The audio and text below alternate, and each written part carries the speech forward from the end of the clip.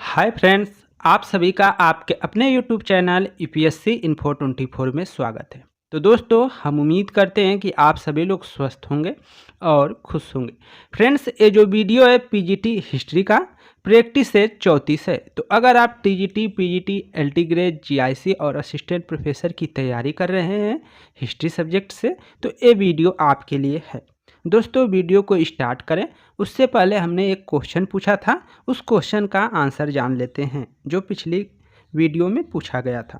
Question है, विजयनगर साम्राज्य में भूमि राजस्व को कहते थे। विजयनगर साम्राज्य में भूमि राजस्व को कहते थे, तो उसका आंसर हो जाएगा शिष्ट कहते थे। क्या कहते थे?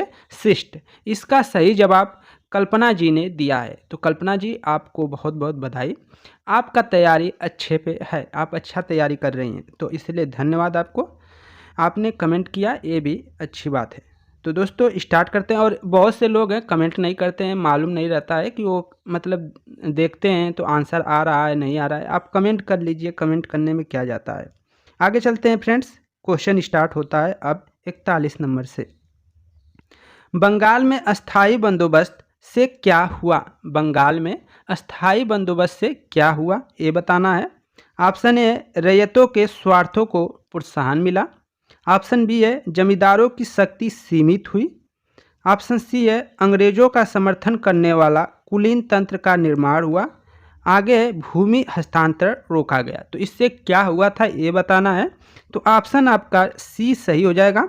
बंगाल में अस्थाई बंदोबस्त से क्या हुआ था? तो बंगाल में अस्थाई बंदोबस्त से अंग्रेजों का जो समर्थन करने वाला एक कुलीन तंत्र का निर्माण हुआ, एक कुलीन वर्ग का निर्माण हुआ जो कहीं ना कहीं अंग्रेजों का समर्थन करता था। और वही समर्थन उसको आपको देखेंगे सपोर्ट जो मिलता है 1857 की जो क्रांति है उसमें आपको देखने को मिल जाएगा। कहीं ना कहीं उनके रक्षा कवच का काम किया था जमींदारी प्रथा ने। तो ऑप्शन आपका सी सही होगा।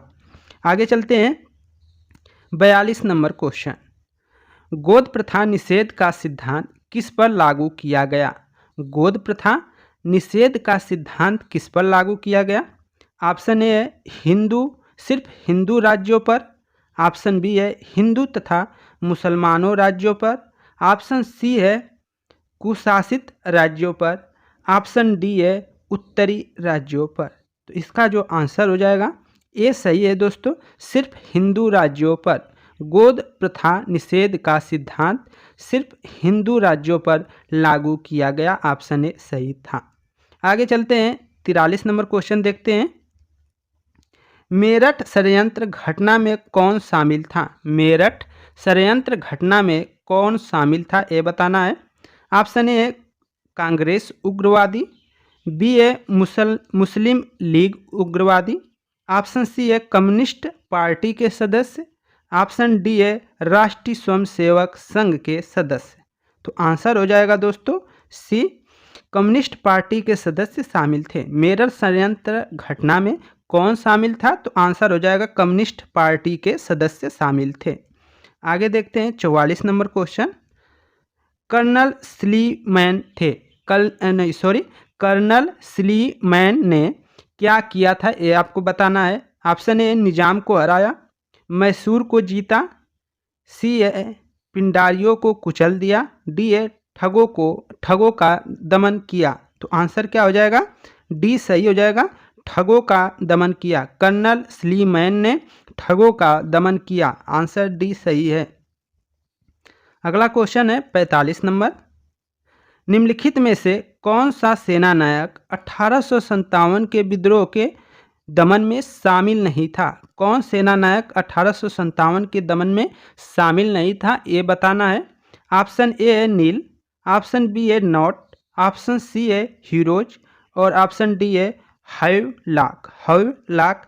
तो आंसर आपका बी सही होता है। नाट जो था वह 1857 के दमन में शामिल नहीं था। ऑप्शन बी आपका सही है। आगे चलते हैं 46 नंबर क्वेश्चन देखते हैं। यूनानियों को कपास का ज्ञान भारतीयों से हुआ, वे इसे कहते थे। यूनानियों को कपास का जो ज्ञान हुआ वो भारतीयों से हुआ, वो इसे किस नाम से पुकारते थे या कहते थे ये आपको बताना है। Option A, Sindhu. Option B है, इंडस। ऑप्शन सी है सिंडन, ऑप्शन डी है हिंदन।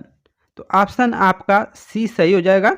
सिंडन नाम से संबोधित करते थे। यूनानियों को कपास का ज्ञान भारतीयों से प्राप्त हुआ, वह इसको कपास को सिंडन कहकर संबोधित करते थे। तो 46 का आपका सी सही है, सिंडन। आगे देखते हैं 47 नंबर क्वेश्चन है, नौदा टोली रयन एरन तथा नागदा की मालवा संस्कृति किस संस्कृति का परिणाम है?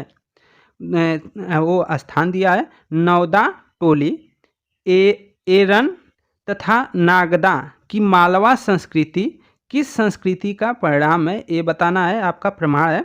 ऑप्शन ए हड़प्पा, बी ए गैर हड़प्पा, सी ए हड़प्पा पूर्व, डी ए पश्चात हड़प्पा।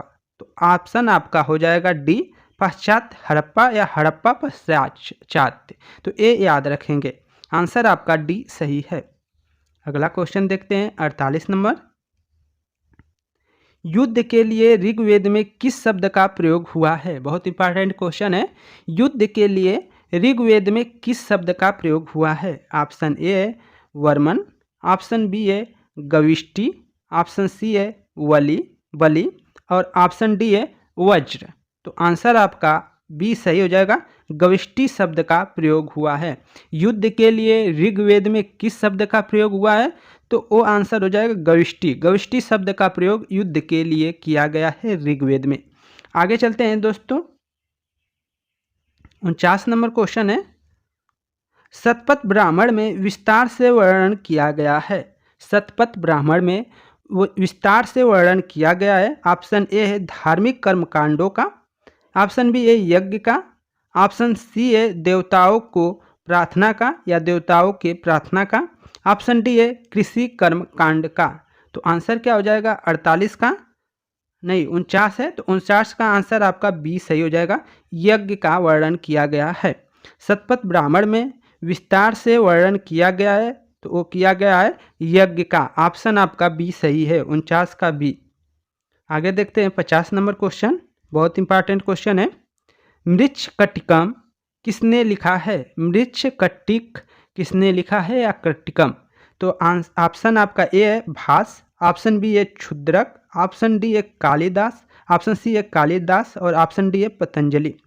तो मृच्छकटिकम किसने लिखा है? तो आंसर हो जाएगा बी, क्षुद्रक ने। क्षुद्रक ने मृच्छकटिकम को लिखा है, ऑप्शन बी सही है। जो मृच्छकटिकम है वो शूद्रक की पुस्तक का नाम है। आगे चलते हैं 51 नंबर क्वेश्चन देखते हैं, निम्नांकित में से किसने वेसन नगर में गरुड़ स्तंभ बनाया? वेस नगर में किसने गरुड़ स्तंभ बनाया था, ये बताना है। ऑप्शन ए है हेलियोडोरस ने, ऑप्शन बी है मिनांडर ने, ऑप्शन सी है मिहिरकुल ने, ऑप्शन डी है कनिष्क ने। तो आंसर क्या हो जाएगा दोस्तों? ये सही हो जाएगा, हेलियोडोरस ने। तो किसने बेस नगर में गरुड़ स्तंभ बनाया था? तो आंसर हो जाएगा हेलिडोरस। आंसर ए सही है। आगे चलते हैं 52 नंबर, कुराल का रचयिता कौन है? कुराल का रचयिता कौन है, ये आपको बताना है। ऑप्शन ए है तिरुवल्लुवर, ऑप्शन बी है करिकाल, ऑप्शन सी है मुरुगन, ऑप्शन डी है तोलकमपियाम। तोलकमपियम रहता है कहीं, तोलकापियाम। तो ऑप्शन आपका ए सही है, तिरुवल्लुवर। तिरुवल्लुवर ने कुराल का रचना किया है। कुराल का रचयिता कौन है? तो आंसर हो जाएगा तिरुवल्लुवर। ये सब दक्षिण भारत के हैं, तो कुछ थोड़ा नाम अजब से होता है। ये सब आपको जब वो संगम वंश होगा तो उसमें आपको सब देखने को मिल जाएगा, संगम जब किया गया था तब। आगे देखते हैं दोस्तों, तोलकापियम की विषय वस्तु क्या है? तोलकपियम की विषय वस्तु क्या है?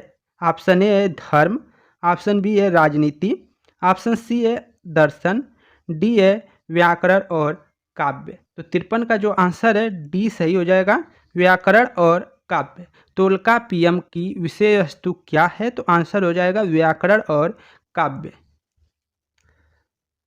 संगम साहित्य में सब आएंगे। आगे चलते हैं दोस्तों, निम्नांकित में से कौन सा शासक लक्ष बक्स के नाम से जाना जाता है? लाख बक्स के नाम से, यहाँ लाख रहना चाहिए। लाख बक्स के नाम से किसे जाना जाता है? ऑप्शन ए है कुतुबुद्दीन ऐबक, ऑप्शन बी है रजिया सुल्तान, ऑप्शन सी है फिरोज शाह तुगलक, डी है शेरशाह सूरी। तो आंसर हो जाएगा कुतुबुद्दीन ऐबक। कुतुबुद्दीन ऐबक को लाख बक्स के नाम से जाना जाता है, यहाँ पे लाख होना चाहिए। लाख बक्स के नाम से जाना जाता है क्योंकि वो लाखों का दान देता था। लाखों का दान देने की वजह से उसे लाख बक्स के नाम से जाना जाता है। आगे चलते हैं 55 नंबर क्वेश्चन।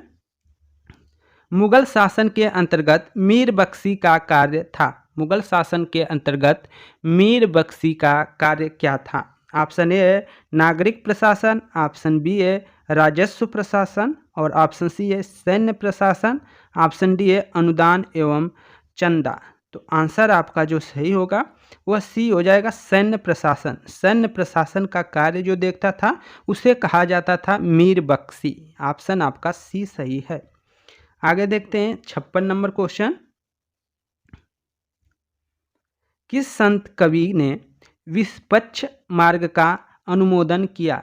किस संत कवि ने निपक्ष मार्ग का अनुमोदन किया? ऑप्शन ए है दादू दयाल, बी है रैदास, सी है कबीर, डी है मलुक दास। तो आंसर आपका ए सही होता है, दादू दयाल। दादू दयाल ने निपक्ष मार्ग का अनुमोदन किया। निपक्ष मार्ग का अनुमोदन किसने किया?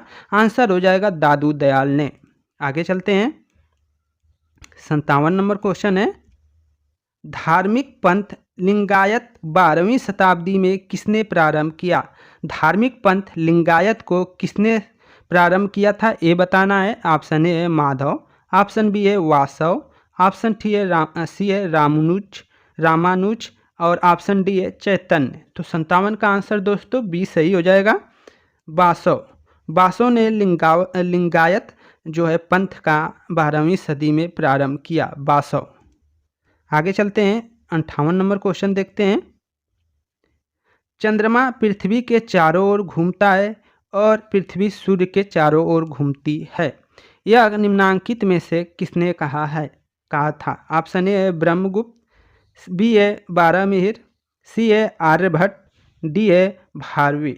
तो जो 58 का आंसर हो जाएगा दोस्तों वह सी सही हो जाएगा, आर्यभट्ट ने कहा था चंद्रमा पृथ्वी के चारों ओर घूमता है और पृथ्वी सूर्य के चारों ओर घूमती है, यह कथन था आर्यभट्ट का। ऑप्शन सी सही है।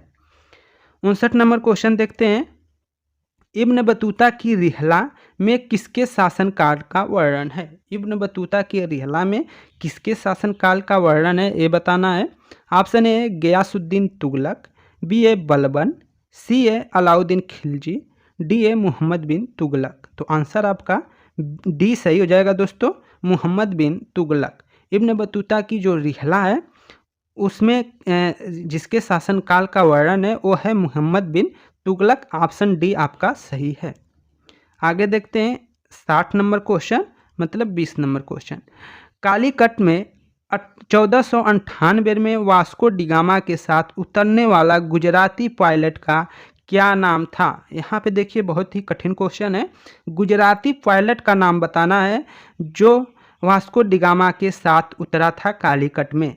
ऑप्शन ए है मोहम्मद, ऑप्शन बी है अब्दुल माजिद, ऑप्शन सी है जमोरिन, ऑप्शन डी है अल माइदा। तो आंसर आपका बी सही हो जाएगा, अब्दुल माजिद। अब्दुल माजिद जो था वास्को डिगामा के साथ उतरने वाले गुजराती पायलट था। तो ऑप्शन आपका बी सही है, 60 का बी आंसर सही है। तो फ्रेंड्स ये थे 20 क्वेश्चन। हम उम्मीद करते हैं कि ये जो 20 क्वेश्चन है इसका कंटेंट आपको अच्छा लगा होगा। अगर कंटेंट दोस्त अच्छा लगा है तो वीडियो को लाइक करें और आप चैनल पे नए हैं तो आपसे रिक्वेस्ट है कि चैनल को ज़रूर सब्सक्राइब कर लें। दोस्तों धन्यवाद, आप सपोर्ट और प्यार देते रहिए। दोस्तों आप लोग कमेंट करते हैं तो आपका कमेंट की वजह से मोटिवेशन मिलता है। कल्पना जी को धन्यवाद कि उन्होंने रिप्लाई किया, कमेंट किया, क्योंकि कुछ ही जो स्टूडेंट है वो कमेंट करते हैं, अन्यथा सभी लोग नहीं। और कुछ ऐसे हैं जो बहुत सपोर्ट करते हैं, कभी आंसर गलत होता है तो आप लोग बताते हैं। तो इसलिए आप लोग बताते रहिए, सजेशन देते रहिए, आपके सजेशन सुझाव का हमेशा स्वागत है। दोस्तों ये चैनल आप ही लोग का है, आप लोग के माध्यम से हमारा ये प्रयास है कि हम कुछ अपने ज्ञान का जो भी है, अपने कुछ ज्ञान का शेयर कर सकें, और कुछ है नहीं। तो धन्यवाद दोस्तों, नमस्कार।